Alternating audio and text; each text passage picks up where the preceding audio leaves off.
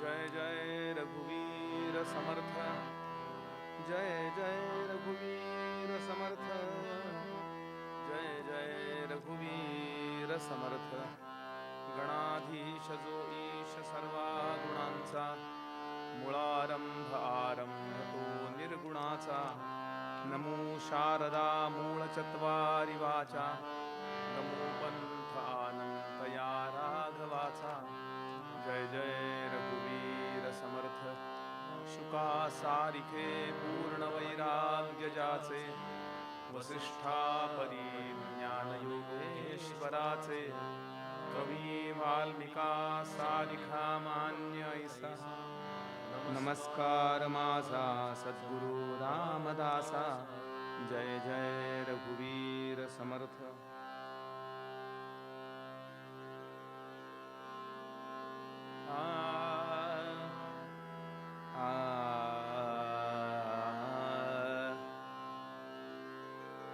रामा हो जय रामा, रामा रामा हो जय रामा, रामा.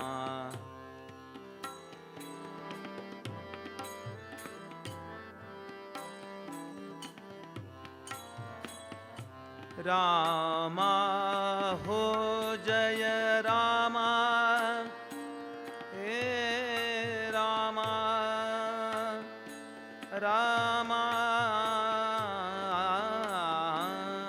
हो जय रामा, रामा रामा हो जय रामा, रामा.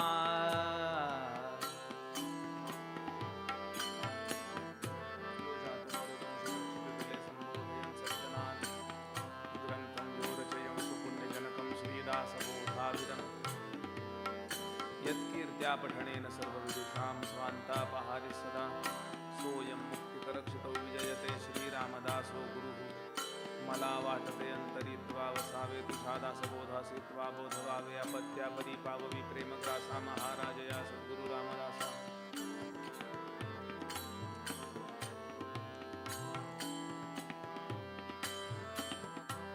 पतित पावना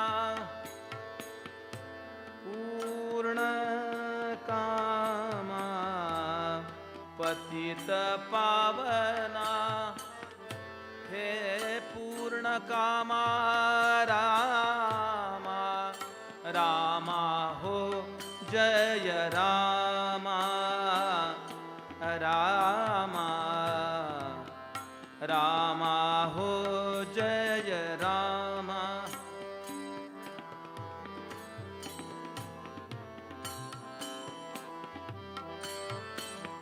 नाथा हो दीननाथा, नाथा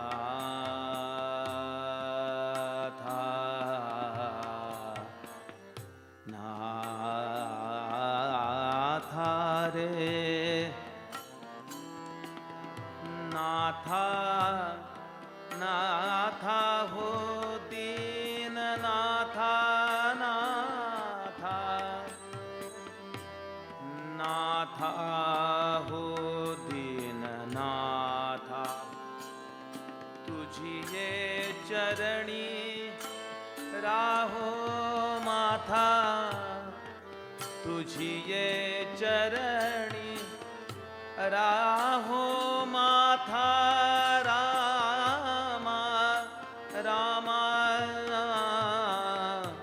रामा हो जय रामा, रामा रामा हो जय रामा, रामा.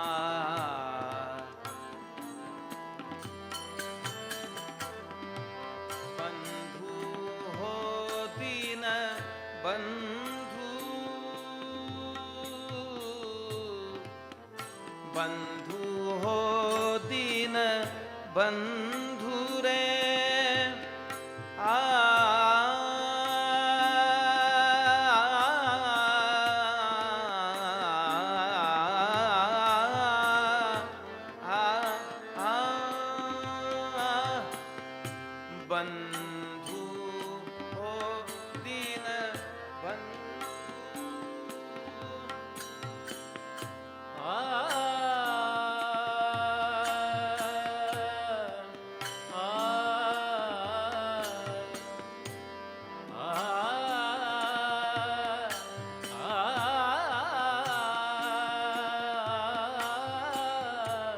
बंधू हो दीन बंधू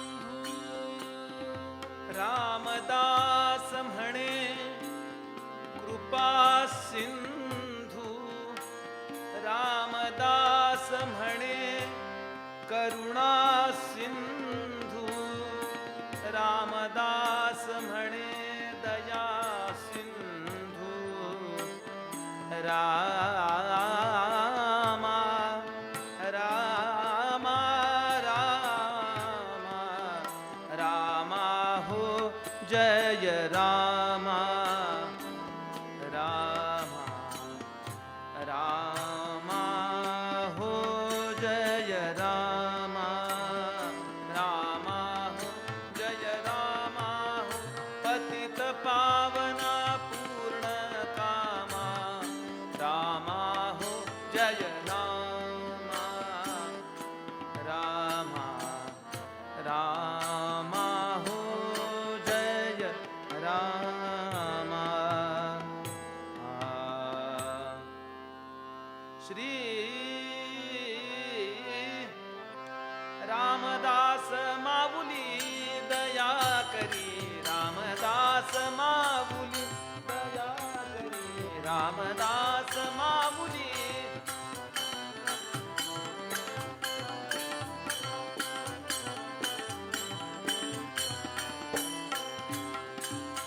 वत्सा लागी धेनु जैसी वत्सा लागी धेनु जैसी वत्सा लागी वत्सा लागी वत्सा लागी धेनु जैसी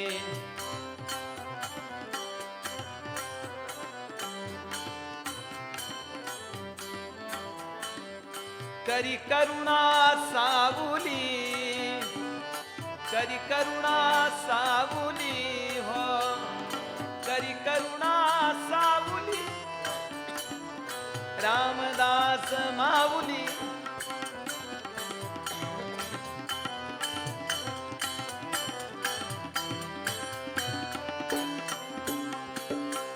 मदंत पाहू नको त्वरित ये मदंत पाहू नको त्वरित ये मदंत पाहू नको त्वरित ये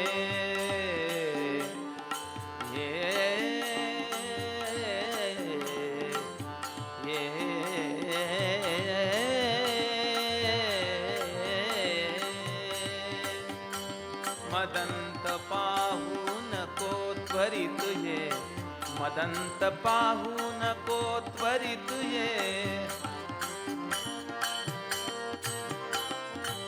मदंत पाहू नको त्वरित ये मदंत पाहू नको त्वरित ये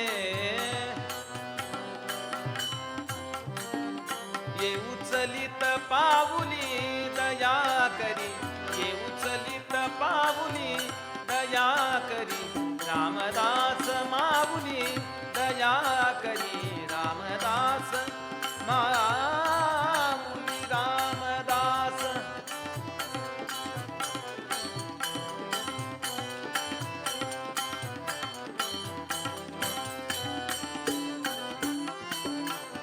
जय रामात्मज तनयावरी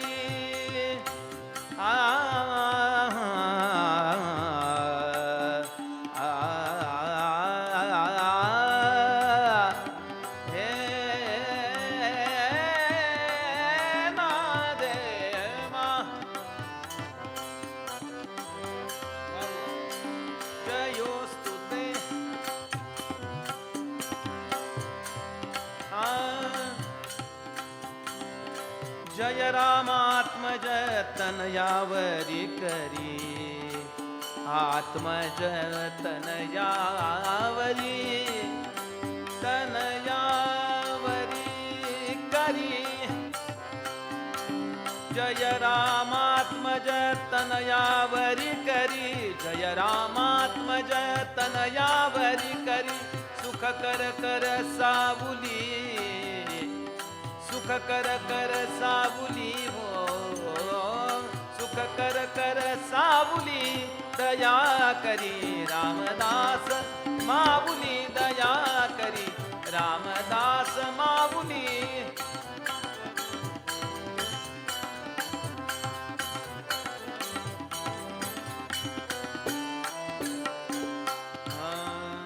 रघुपती राघव राजा राम पतित रघुपती राघव राजा राम पतित पावन सीताराम. रघुपती राघव राजा राम पतित पावन सीताराम. रघुपती राघव राजा राम पतित पावन सीताराम. रघुपती राघव राजा राम पतित पावन सीताराम. रघुपती राघव राजा राम पतित पावन सीताराम. रघुपती राघव राजा राम पतित पावन सीताराम. रघुपती राघव राजा राम पतित पावन सीताराम. रघुपती राघव राजा राम पतित पावन सीताराम. रघुपती राघव राजा राम पतित पावन सीताराम. रघुपती राघव राजा राम पतित पावन सीताराम. रघुपती राघव राजा राम पतित पावन सीताराम. रघुपती राघव राजा राम पतित पावन सीताराम. रघुपती राजा राम पतित पावन सीताराम. रघुपती राघव राजा राम पतित पावन सीताराम. रघुपती राघव राजा राम पतित पावन सीताराम. रघुपती राघव राजा राम पतित पावन सीताराम. रघुपती राघव राजा राम पतित पावन सीताराम. रघुपती राघव राजा राम पतित पावन सीताराम. रघुपती राघव राजा राम पतित पावन सीताराम. रघुपती राघव राजा राम पतित पावन सीताराम. हो रघुपती राघव राजा राम पतित पावन सीताराम. रघुपती राघव राजा राम पतित पावन सीताराम. सीताकांत स्मरण जय जय राम. सद्गुरु समर्थ रामदास स्वामी महाराज की जय. महारुद्र हनुमान की जय. श्रेष्ठ गंगाधर स्वामी महाराज की जय. सद्गुरु भगवान श्रीधर स्वामी महाराज की जय. आर्य सनातन वैदिक हिंदू धर्म की जय. भारत माता की जय. सब संतन की जय. जय जय रघुवीर समर्थ.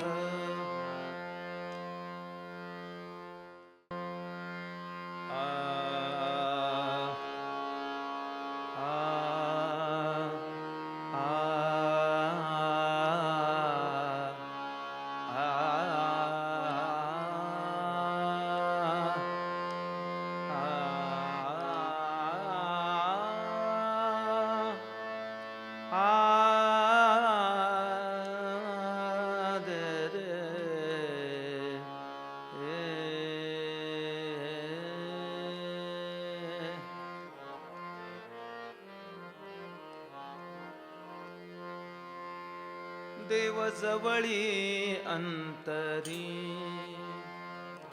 अंतरी देव जवळी अंतरी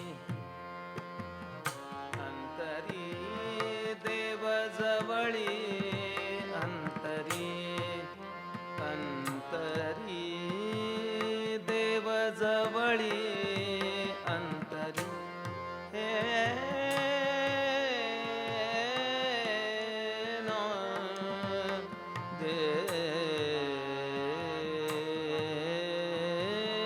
देव जवळी अंतरी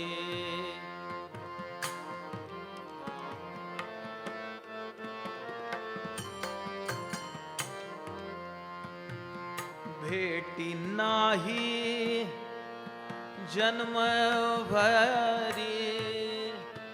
भेटी नाही जन्मभरी जन्मभरी देव जवळी अंतरी अंतरी देव जवळी अंतरी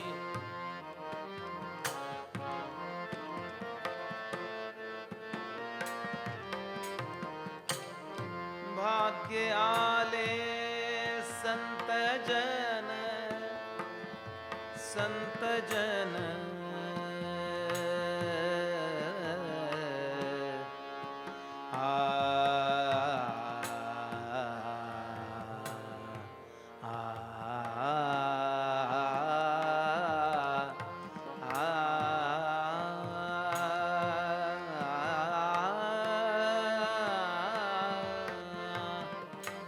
भाग्य आले संत जन संत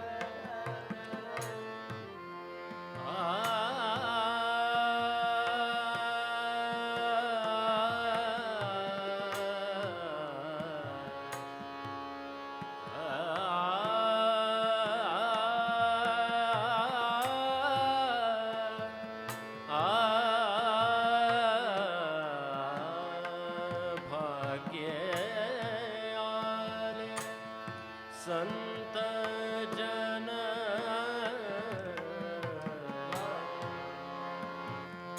भाग्य आले संत जन झाले देवाचे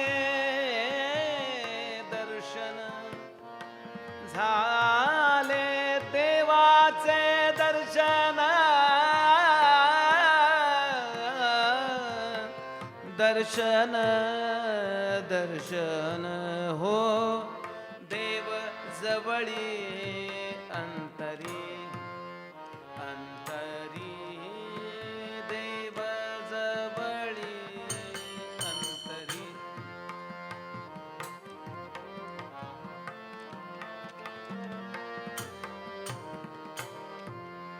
रामदास धन्य झाला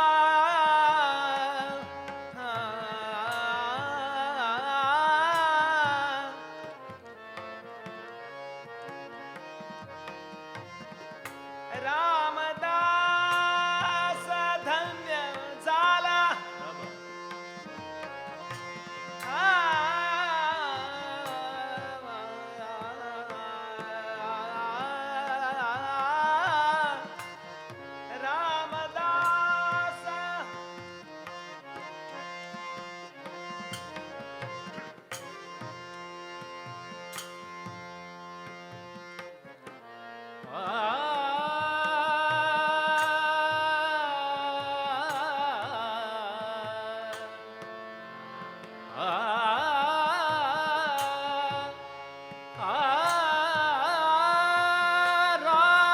रामदास धन्य झाला रामदास धन्य झाला रामदास धन्य झाला देही देव प्रगटला देही देव प्रगटला देव जवळी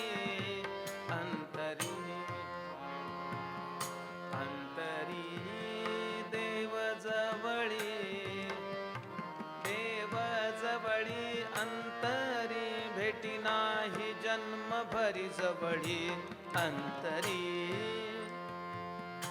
देव देव जवळी अंतरी श्री सद्गुरुनाथ महाराज की जय।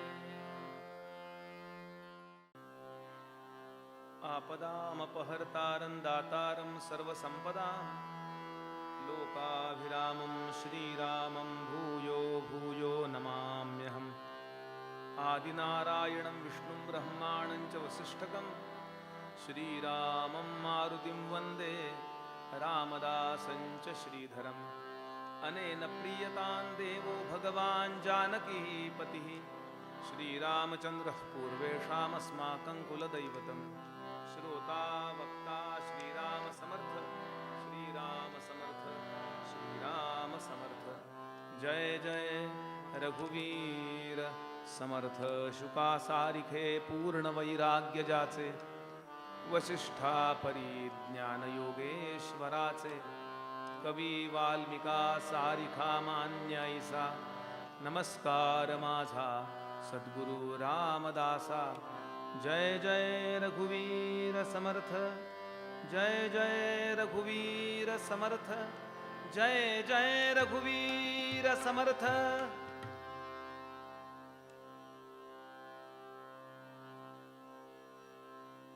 देव जवळी अंतरी भेटी नाही जन्मभरी। मूर्ती त्रैलोकी संचली दृष्टी विश्वाची चुकली। भाग्ये आले संत जन जाले देवाचे दर्शन। आणि रामदास धन्य झाला देही देव प्रगटला। जय जय रघुवीर समर्थ। एकच अभंग रोज घेतोय म्हणून थोडंसं गंमत झाली। असो, आपण एकाच अभंगाचा विचार करतो आहोत आणि याचा सखोल अभ्यास करताना आपण अनेक शास्त्रांचा आधार घेतो आहोत।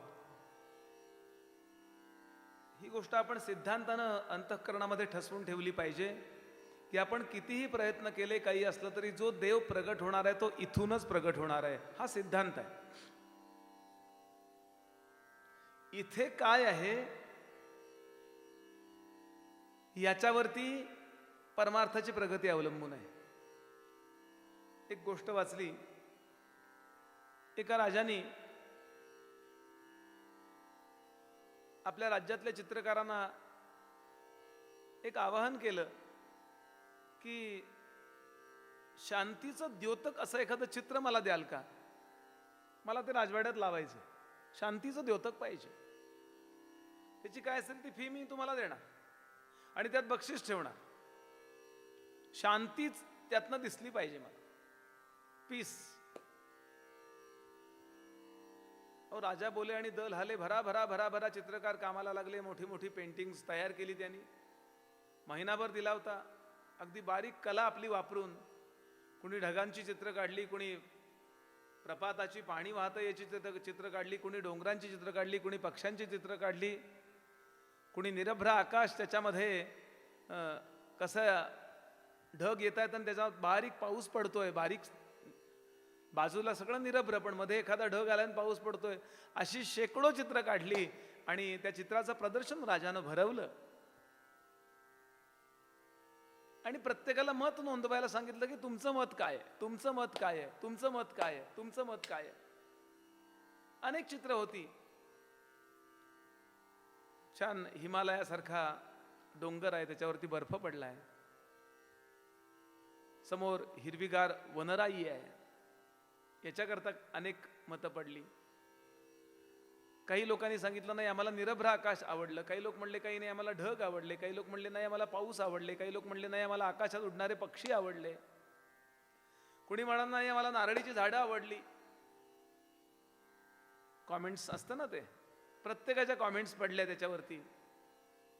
त्या गावामध्ये एक बुजुर्ग म्हातारा राहत होता, त्याचं एकच मत एकाच चित्राला पडलं आणि राजाचे चित्र न्याहाळीत राहिला आणि राजाने त्यानंतर बक्षीस जे दिलं ते त्याच चित्राला दिलं। काय चित्र होतं ते? सुकलेले डोंगर, आणि ते डोंगर सुद्धा असे त्याला तडे गेलेले आहेत. त्या एका वृद्ध तत्वज्ञाला जे चित्र आवडलंय आणि राजांनी ज्याला बक्षीस दिलं, ते चित्र ना पावसाचं होतं, ना आकाशाचं होतं, ना या वनराईचं होतं. सगळी सुकलेली झाडं, जळालेला डोंगर, त्या डोंगराला तडे गेलेत, असं भकास असं अरण्य. मग काय होतं विशेष तिथे? तर त्या अरण्यामध्ये एकच छोटंसं झाड शिल्लक होतं आणि त्या झाडावरती एक घरटं होतं आणि त्या घरट्यामध्ये शांतपणे एक पक्षी बसलेला होता डोळे मिटून. आणि खाली एक वाक्य लिहिलेलं होतं, real piece is not of surrounding, it's depends what is in your mind. खरी शांतता अवतीभोवतीच्या निसर्गराईवर नसते, तुमच्या अंतःकरणामध्ये काय आहे.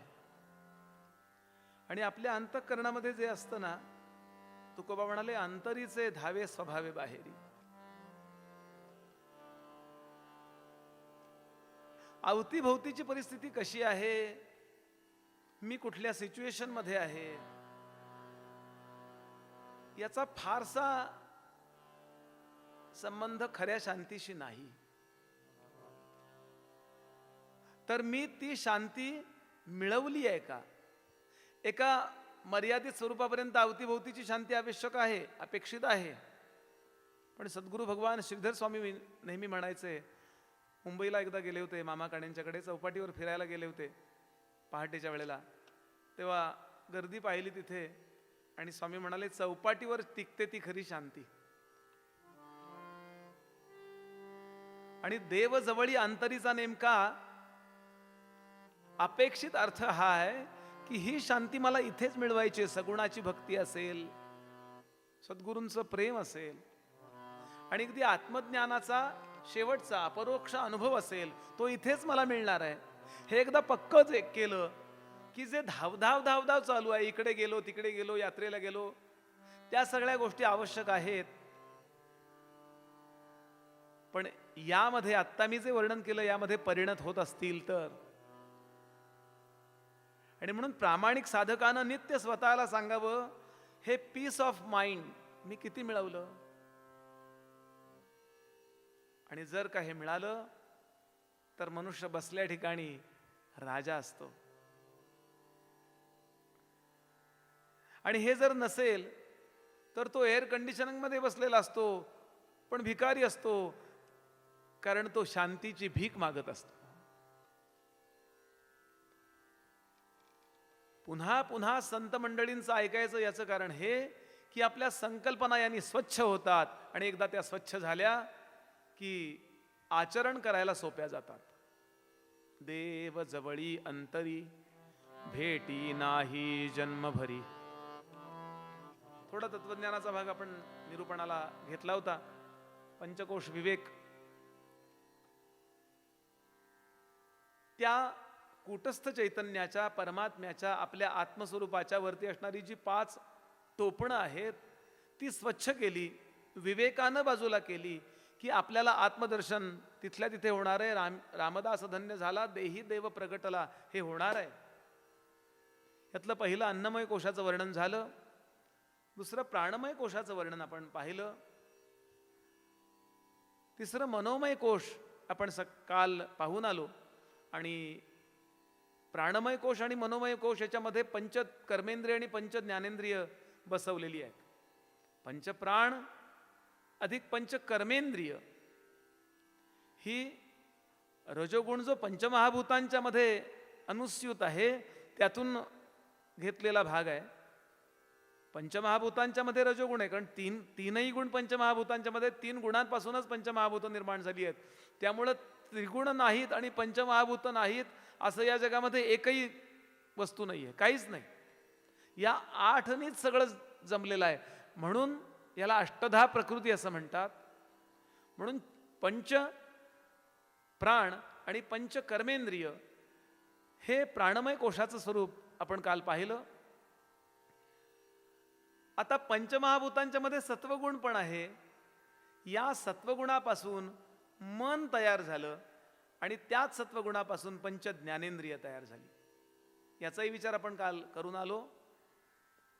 आता हा मनोमय कोश कसा विरल करायचा, म्हणजे त्याचा माझ्यावरती असणारा प्रभाव कसा कमी करायचा, याचा थोडासा मी टेक्निकचा तंत्राचा भाग काल सांगितला होता. की या प्रत्येक कोशाचं काही कार्य आहे. अन्नमय कोशाचं कार्य काय आहे, तर बाकीचे 4 कोश सांभाळणं, उपभोगाची प्रारब्धांची व्यवस्था पूर्ण होते या पंचमहाकोशांनी होते. पंचकोशांनी ही प्रारब्ध भोगता येतं आपल्याला.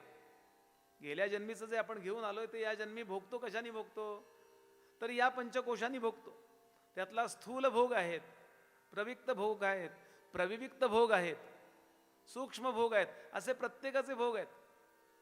बघा बऱ्याचदा असं असतं की सगळं काही छान असतं तरी मन लागत नाही. हा सूक्ष्म देहाचा भोग आहे. सगळं व्यवस्थित आहे, गादी आहे, गिरदी आहे, एसी चालू आहे, सगळं सगळं सगळं पंखा चालू आहे, पण पंख्यापेक्षा डोकंच जास्त फिरत असतं. What is it?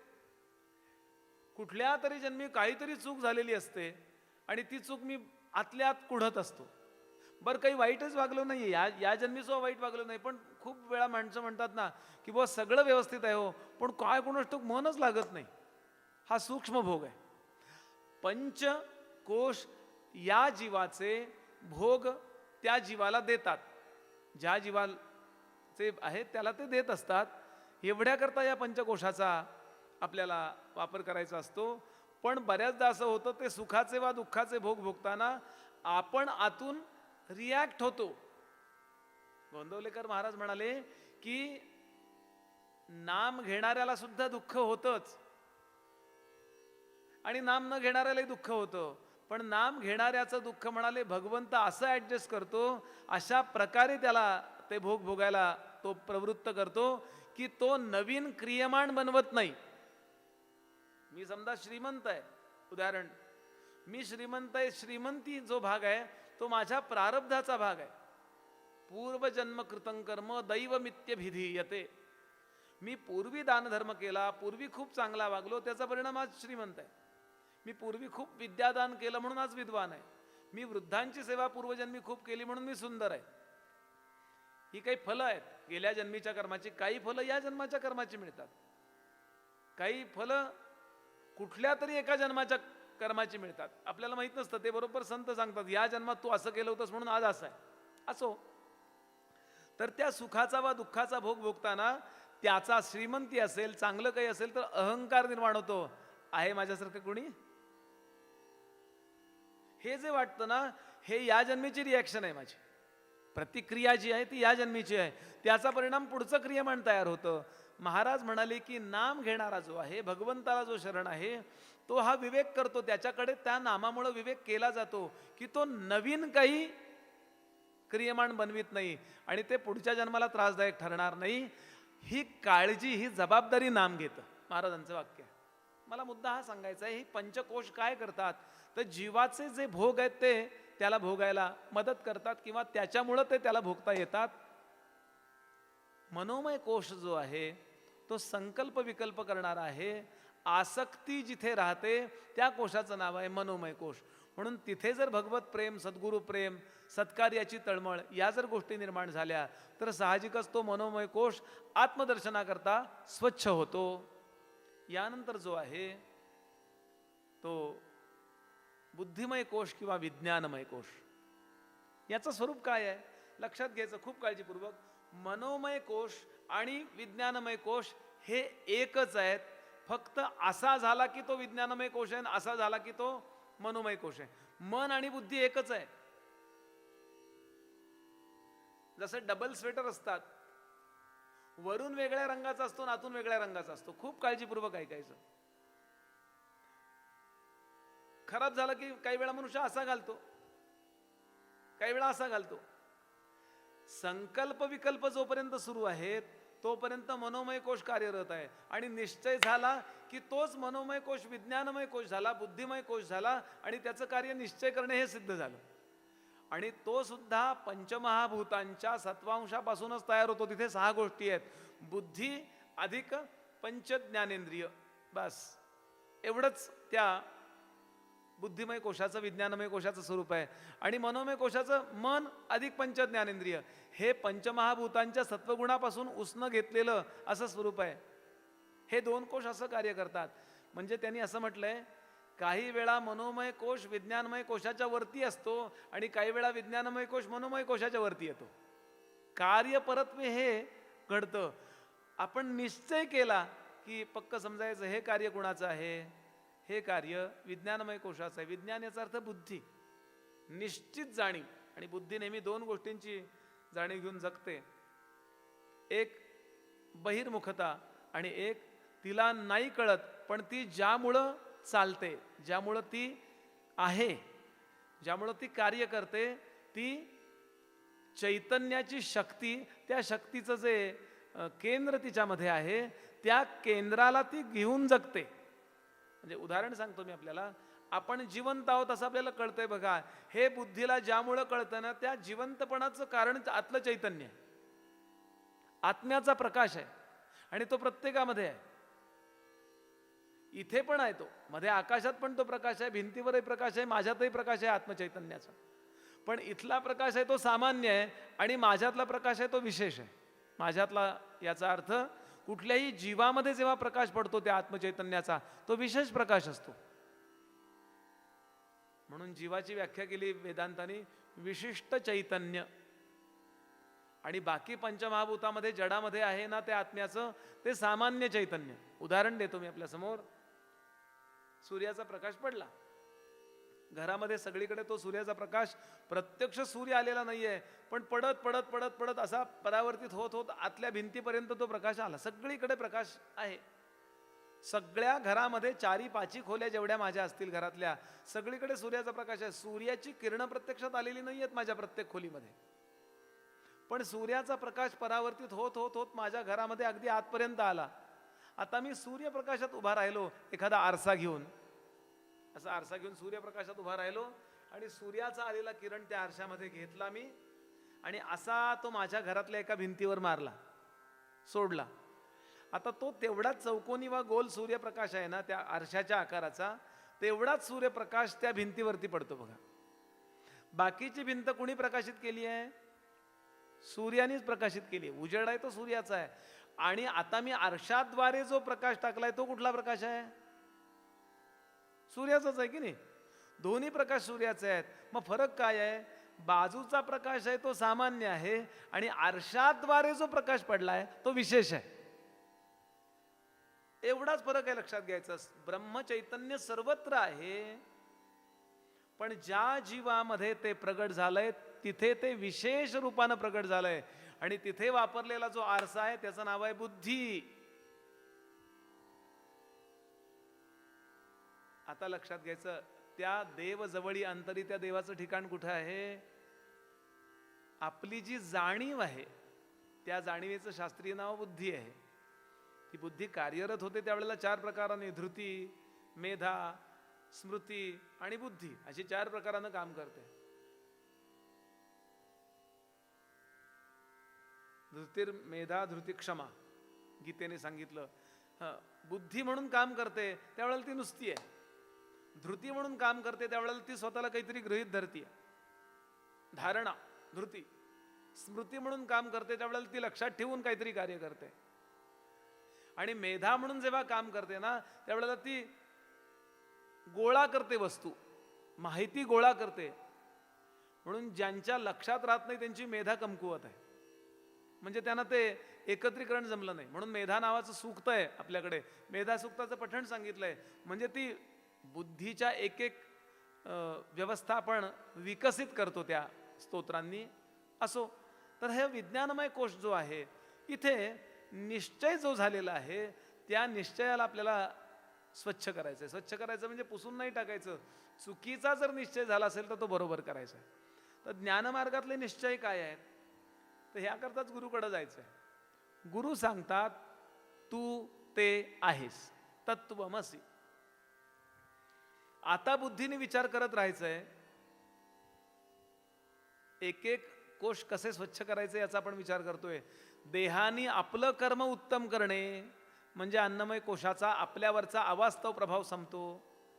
प्राणांनी चांगल्या कार्याकरता वा भगवत कृपेकरता व्याकुळ होणे म्हणजे प्राणमय कोशाचं सदुपयोग होतो आणि प्राणमय कोशावरती भगवंत कृपा करतो, त्याचा आपल्यावरती नकारात्मक परिणाम आहे, मोहात्मक परिणाम आहे, तो दूर होतो. मनोमय कोशाच्या परिणामाचा जर आपल्याला निराश करायचा असेल तर मनोनी काय करावं तर भगवंतावर प्रेम करावं. आणि आता बुद्धीचा मुद्दा आला. बुद्धीने काय करायचंय तर ज्ञानाच्या मार्गाने विचार केला तर गुरूंनी मला तत्वमसी असं सांगितलंय, याचा विचार करत राहायचं. म्हणजे काय, मग अशी आत्ता आपण वर्णन करत आलो की ते विशिष्ट चैतन्य जे आहे ते बुद्धीमध्ये आहे, म्हणून बुद्धी विचार करू शकते. एवढा विचार बुद्धीने करायचा आहे आणि बुद्धी एवढा सोडून सगळा विचार करते म्हणून मोहित आहे. बुद्धी मोहाला पावली याचा अर्थ काय, बुद्धी जगाला खरं धरते, बुद्धी विषयांच्या अनुभवाला खरं धरते, बुद्धी तात्कालिक स्वरूपाच्या सुखदुःखांना इतकं खरं धरते की त्यातच चिकटून बसते. आणि बुद्धी ज्यामुळे विचार करते त्या आत्मचैतन्याला विसरते. आमचे निजामपूरकर बुवा आदरणीय मुरलीधर बुवा निजामपूरकर एक उदाहरण नेहमी सांगायचे. बुद्धी ही म्हणाले आत्म्याच्या सगळ्यात जवळ आहे. इंद्रियाणी पराण्याहूर इंद्रियेभ्य परम मनः मनसस्तु परा बुद्धी यो बुद्धे परत असतो सहा. बुद्धी आणि आत्मा याच्यामध्ये अंतरच नाही, अगदी जवळ आहेत ते. म्हणून बुद्धीला आत्म्याची पत्नी असं म्हटलेलं आहे शास्त्राने. पती पत्नीला सगळं देऊन टाकतो. ज्या दिवशी ती विवाहित झाली, ज्या दिवशी ती त्याची झाली, त्या दिवशी तिचं आडनाव आणि त्याचं आडनाव एक झालं. तो तिला काय काय देतो, ती सगळं सोडून आली आहे. घरचं आपलं आडनाव सोडलं, आपलं घर सोडलं, आपलं माहेर सोडलं, आई वडील सोडले आणि पतीकडे आली. विवाहाचा विचार लक्षात घ्या. आणि ती बुद्धी ज्या दिवशी विवाहित झाली, ती स्त्री ज्या दिवशी विवाहित झाली त्या दिवशी ती त्याची झाली आणि त्याबरोबर त्याची सगळी इस्टेट तिची झाली. तो तिला सगळं देऊन टाकतो, आपलं आडनाव देऊन टाकतो, आपलं नाव देऊन टाकतो. मग ती त्या दिवशीपासून त्याचं आडनाव आणि त्याचं नाव लावते, वडिलांचं नाव आता लावित नाही. हल्ली आहे ती पद्धत दोन्ही लावायची. असो, तसं म्हणाले बुद्धी ही आत्म्याची पत्नी आहे. बुद्धीला आत्म्याने सगळं देऊन टाकलं, आत्म्याप्रमाणे बुद्धी बनली, ती जाणीवयुक्त बनली. तिला कळायला लागलं वास्तविक. जोपर्यंत ती जड होती तोपर्यंत तिला कळत नव्हतं. आता तिला कळायला लागल्यानंतर तिनं स्त्रीनी, त्या लग्न झालेल्या पत्नीने पतीशी रत राहावं, एकरूप राहावं का बाहेर बघावं. आदरणीय निजामपूरकर बुवा उदाहरण द्यायचंय. पण म्हणाले ती बुद्धी काय करते, आता पती आहेच आहे, जातोय कुठं, म्हणून ती म्हणाले मनाच्या नादाला लागली. काय छान दृष्टांत आहे. पण म्हणाले असं आहे की मन आहे ते तो नाही आहे, ती बुद्धी, तो आत्मा आणि ते मन. आणि ते आहे ते हे हा नपुसकलिंगाला ते वापरलं जातं. तो हे पुल्लिंगी शब्द आहे, ती हा स्त्रीलिंगी शब्द आहे. आता ती बुद्धी ते मनाच्या नादाला जेव्हा लागते तेव्हा लक्षातच घ्यायचं, ते मन, ती जी बुद्धी आहे तिची तृप्ती करू शकत नाही, कारण ते आहे, ते नपुसकलिंगी आहे. म्हणून त्याचं न ऐकता त्या बुद्धीनी जर तो जो आत्मा आहे त्याच्याशी जर ती रत झाली, त्याचाच विचार करायला लागली, तर परिणामतः ती संतुष्ट होणार आहे. काय छान दृष्टांत, प्रपंचातला दृष्टांत आहे, पण किती नेमका दृष्टांत आहे. आणि नेमकं विज्ञानमय कोशाचं कार्य लक्षात घ्यायचं. विज्ञानमय कोश कार्य करतं जेव्हा अविद्यात्मक कार्य सुरू आहे त्यावेळेला विश्व भ्रांतीचा निश्चय करण्याचं काम बुद्धी करते. आणि म्हणून पुनरपि जननम पुनरपि मरणम पुनरपि जननी जठरे शयनम. आणि या करता मी कुणाचं तरी ऐकेन हे बुद्धीने ठरवून टाकावं. मला नाही कळत, एवढंच कळत नाही बुद्धीला. जय जय. सामान्यतः बुद्धिमान माणसाचं बघा अवस्था काय असते, तो कुठल्याही गोष्टीत ऐकताना आधी असा ऐकतो, हे काय, व्हॉट इज इट. तो काहीतरी गृहीत धरतोय स्वतःला. मी आता कीर्तन करतो, उदाहरण घ्या, बरीच वर्ष कीर्तन करतोय. दुसऱ्या एखाद्या कीर्तनकाराचं कीर्तन सुरू असलं ना की मी असा, हे उदाहरण सांगतोय मी आपल्याला. याप्रमाणे मनुष्य गृहीत धरतो काहीतरी स्वतःला. मी डॉक्टर आहे, मी इंजिनियर आहे, मी फलाणा आहे, अमकाय तमकाय.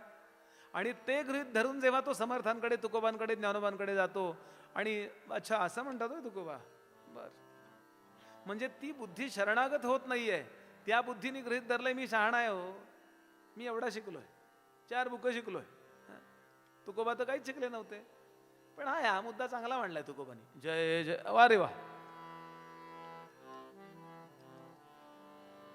आणि दुर्दैवाची गोष्ट अशी आहे की झटके फटके संकट आली की मग ती बुद्धी थोडीशी मला कळत नाही असं म्हणायला लागते. म्हणून फार महत्वाचा मुद्दा आहे. आमचे स्वामी वरदानंद भारती सांगायचे, बुद्धीच्या ठिकाणी श्रद्धा निर्माण होणं हे कर्तव्य प्रत्येक बुद्धिमानाचं.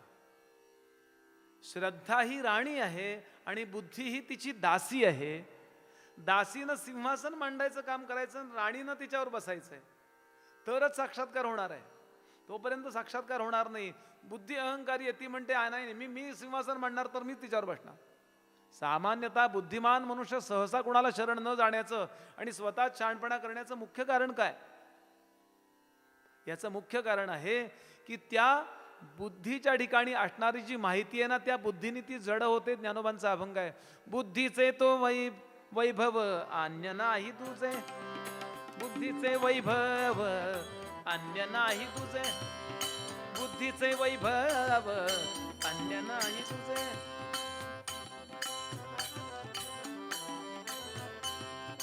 एका केशवराजे सकळ सिद्धी, एका केशवराजे सकळ सिद्धी, बुद्धीचे वैभव अन्य नाही तुझे, बुद्धीचे वैभव, बुद्धीचे वैभव, बुद्धीचे वैभव अन्य नाही तुझे.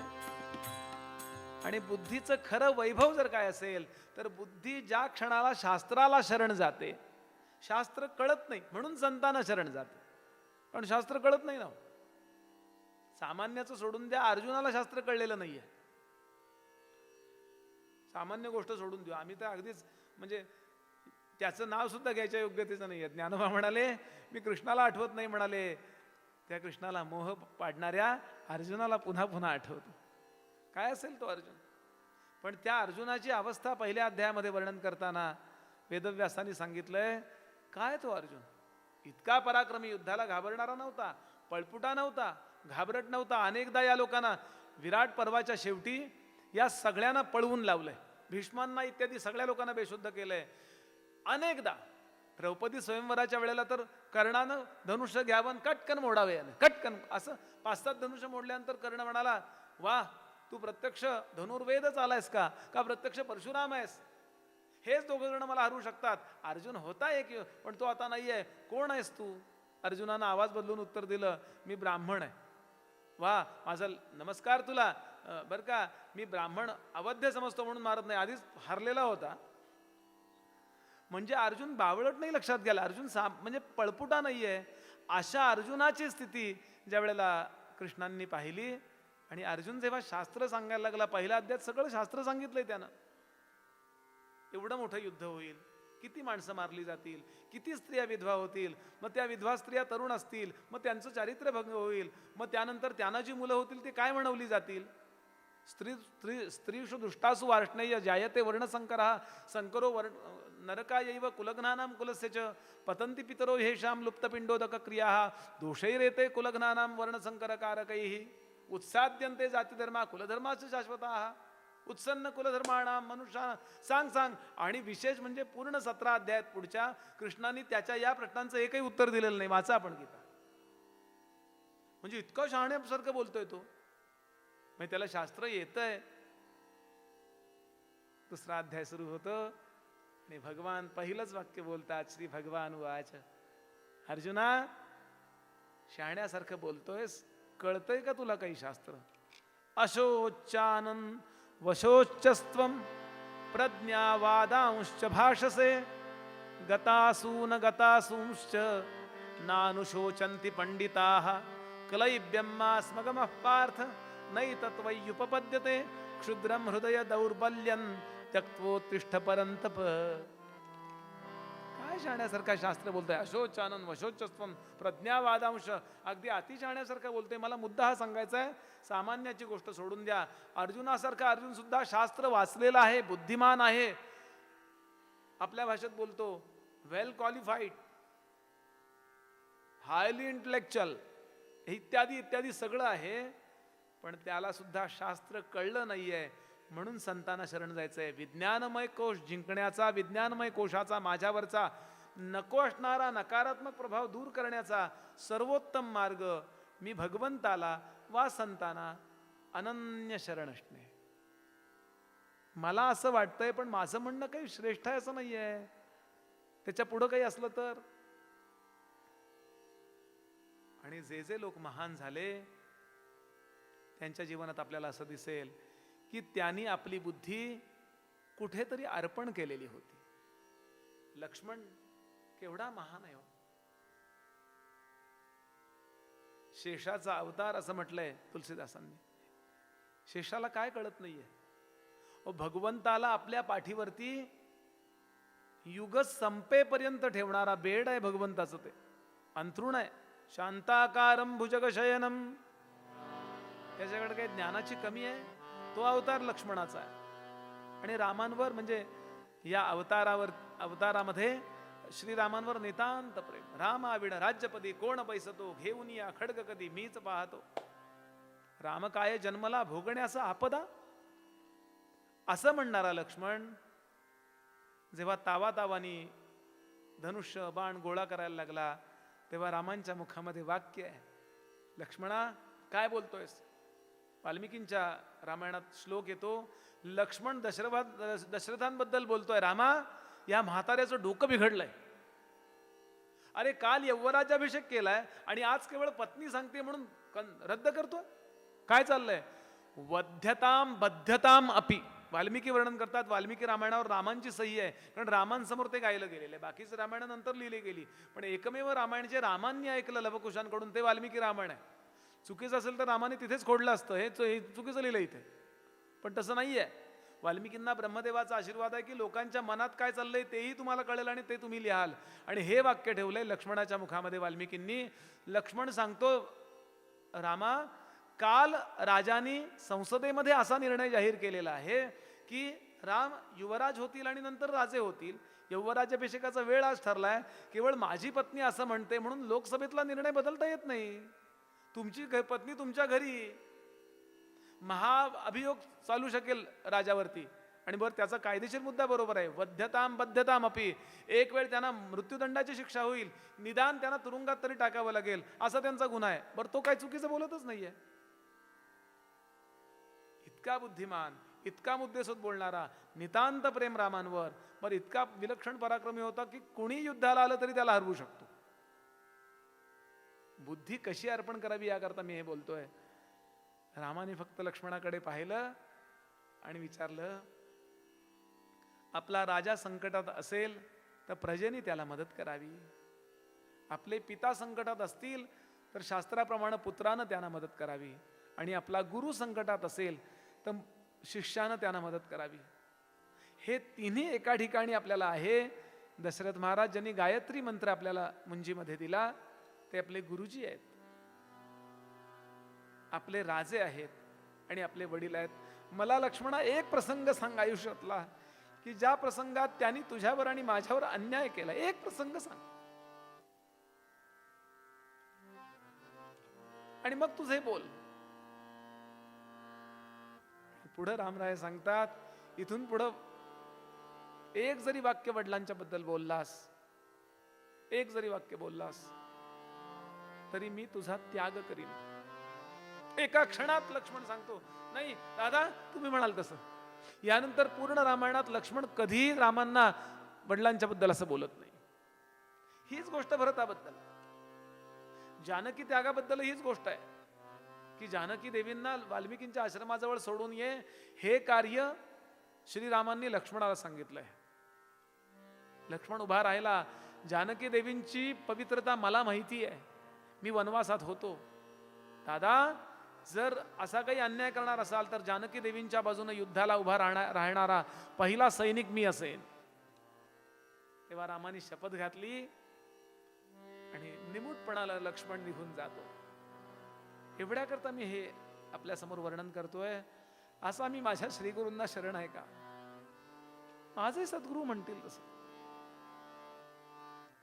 मनुष्य बुद्धीला नाही टाकत हो. किती वरच्या स्तरावरती आहोत आम्ही. लक्ष्मणाच्या जीवनाचा एकमेव नियम आहे तो रामाना पूर्ण शरणागत आहे. आपलं मत तो सांगतो, मत अभिव्यक्त करण्याचं त्याला स्वातंत्र्य निश्चित आहे. पण जेव्हा रामराय शपथ घालतात किंवा रामराय सांगतात नाही तुला माझं ऐकायचंय, त्या क्षणाला ती बुद्धी तो त्यांना शरणागत करतो. स्वतःचं मत बाजूला ठेवतो. तो सांगतो मला हे रामा पटत नाहीये, पण माझ्या जीवनाचा नियम असा आहे, मला नाही पटलं तरी मी ऐकेन. हे माझ्या जीवनाचं तत्वज्ञान आहे. तो बोलत पण नाही हे कधी, पण त्याच्या जीवनाचं तत्वज्ञान आहे. माणूस पटकन मला नाही पटत हे, म्हणून गुरुकृपा होत नाही. मी असा शरण आहे का कोणाला? नुसतं वरवर विज्ञानमय कोश आमका कोश बोलणं सोपं आहे हो. प्रवचन सोडणं, कीर्तन सोडणं सोपं आहे. पण मी माझ्या सद्गुरूंना असा शरण आहे का जिसमें तुम्हारी मर्जी उसमें हमारी राजी. कारण निश्चयाच्या ठिकाणी ज्या वेळेला गुरुचं वचन येऊन पडतं ना, गुरुच्या वचनाचाच जेव्हा निश्चय होतो, स्वतःचा म्हणून काही अनुभवाचा अभ्यासाचा निश्चय दूर पडतो, माझ्या अनुभवांचा निश्चय दूर, तुम्ही म्हणाल ते, त्या क्षणाला हा चौथा कोश माझ्यावरती जो नकारात्मक प्रभाव टाकतोय तो दूर करतो. आणि एक वेळ अशी येते की ते परमात्म तत्व आपोआप प्रकट होतं. आता पाचवा कोश आहे तो आनंदमय कोश आहे. त्याचा विचार आपण उद्या समारोपाच्या कीर्तनात करूया. या ठिकाणी थांबतो. मूळ पदामध्ये माझी समर्थ माऊली सांगतीये की देव जवळी अंतरी भेटी नाही जन्मभरी.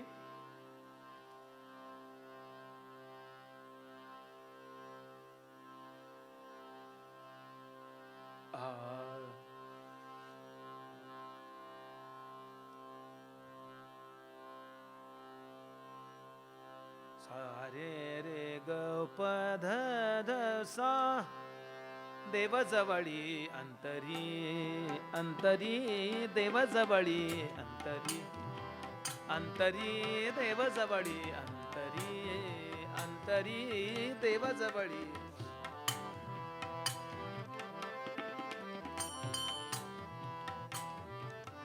भेटी नाही जन्मभरी भेटी नाही जन्मभरी भेटी नाही जन्मभरी भेटी नाही.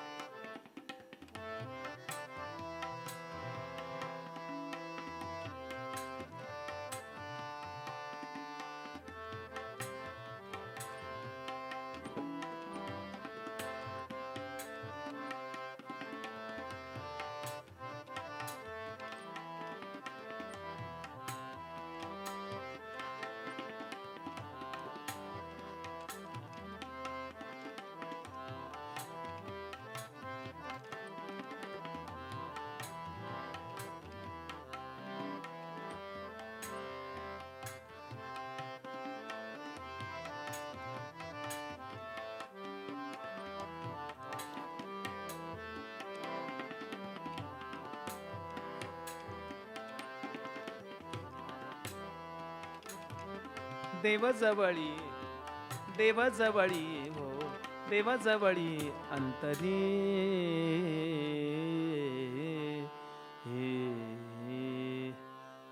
सुंदर असं पद आपण ऐकूया आणि आपण आख्यानाकडे जाऊया. आपण पदाकडेही लक्ष द्या. खूप अर्थपूर्ण असं पद समर्थांचाच अभंग आहे. पतित पावना जानकी जीवना वेगे माझ्या मना पालटावे.